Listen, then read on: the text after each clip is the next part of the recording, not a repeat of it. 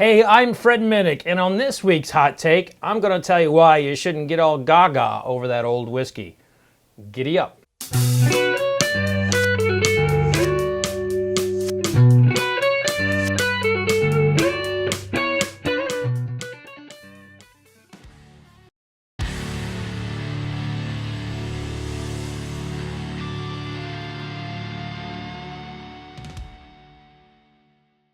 So there's a new old whiskey on the market. It's available by Skinner Auctions, and it dates back to the 1800s.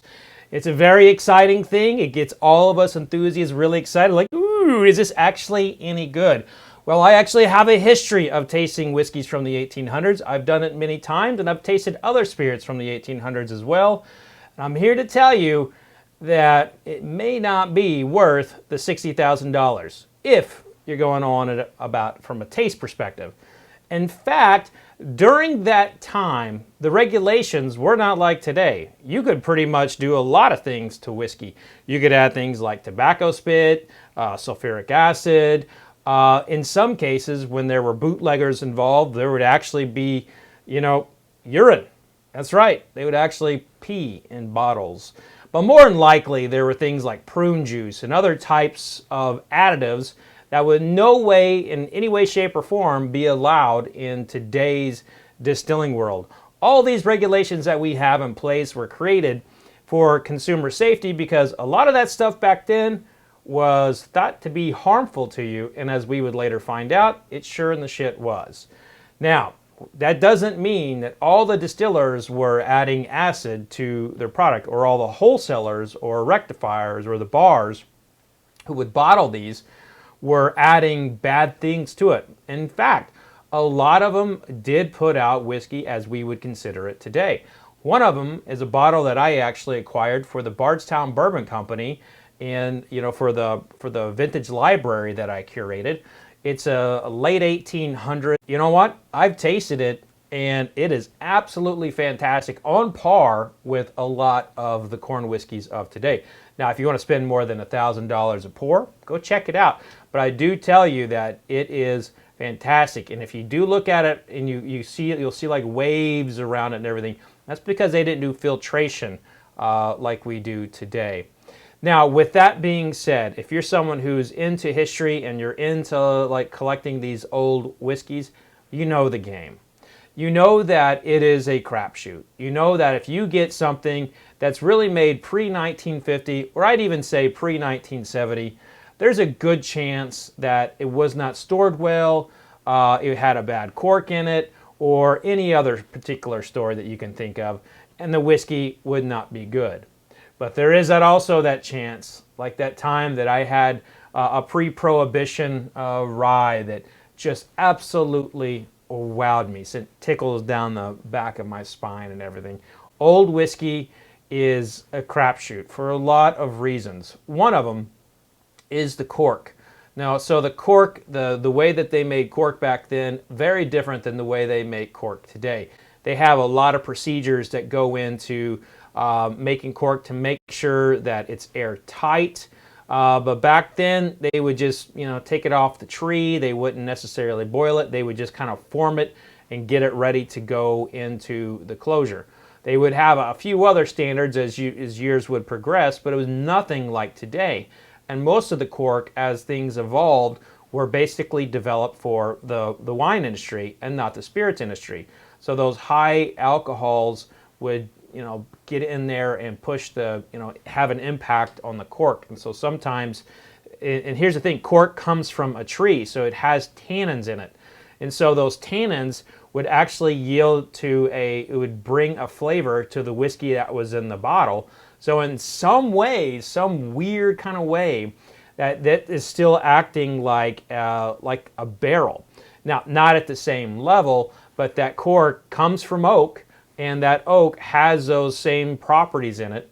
And so sometimes that would yield, some greenness, some over oakness, and often kind of like a dank flavor, that is not as attractive as, you'd like. Kind of gross in some cases.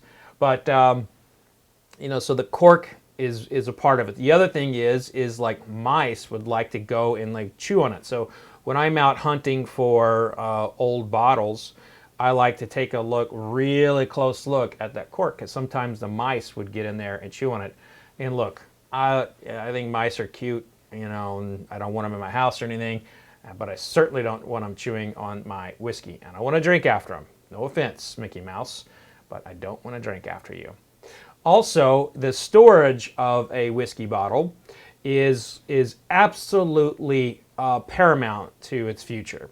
So if you store a whiskey bottle next to some kitty litter or gasoline, something that would have like vapors coming off in it, something that would be very thin, could escape in there, I don't want anything near that. Also, if it was stored next to light, you know, light gives a whiskey bad reaction, and it would totally kind of sunlight and heat, you know, it'd evaporate out over time. And also, the cork sometimes dries out, and so that when it dries out, you know, it will slough down a little bit more and more and more, and then more oxygen will get in. So oxygen, bad for the bottle as it is aging. And lastly, there are a lot of counterfeits when it comes to old whiskey, and not just counterfeit from the modern sense. You have to remember that bootleggers back in the 1800s, and definitely in Prohibition, were counterfeiting whiskey all the time. And if you were dealing with a bootlegger's counterfeit whiskey, which was the case with a bungalow in New York, they found like they had a former bootlegger bungalow, and they found all this old whiskey in their house. If you're dealing with something like that, you better get it tested before you drink it, because we all know the stories of people dying from bad alcohol in Prohibition. And look, this stuff is fun. It's absolutely a part of our history. And I think it's wonderful when someone comes across an old bottle, and I get all geeked out about it, and I want to see it, and I want to learn the story, and I look up the brand, and I was able to actually look up this brand that's in the Skinner auction. And Skinner, by the way, is one of the best auction houses out there. Joe is a top-notch professional. I'd put him up against anybody in terms of validating a whiskey. But, you know, there's always a risk when you're buying older whiskey. And if you're someone that does not want to take that risk, then I would say go to a place like the Bardstown Bourbon Company, or go to Jack Rose, that has an incredible collection of old whiskey. And if you see an old whiskey from the early 1900s or 1800s, instead of spending $50,000 on a bottle, you know, just drop a little coin for that taste. But that's going to do it for this hot take, which is really more of an old take, if you will. But I appreciate you all tuning in. Be safe out there, folks. If you'd like to learn more about old whiskey, new whiskey, or the history of whiskey, be sure to click that subscribe button. We're also doing interviews with celebrities to talk about their palates and getting them informed about whiskey so they can make good whiskey buying decisions as well. Click that subscribe button, or if you'd want to become a member, click join and join a crazy community where pretty much we're always having a good time. And if you'd like to become a member, one of the perks about being a member is that I often go to my membership and ask them for ideas. This week's hot take was actually an idea from YouTube member Gary Pena. So thank you, Gary, for this. And thank you all for tuning in. And I can't wait to share next week's hot take with you. But until then, be safe out there. Cheers, everybody. Oh, and vodka sucks.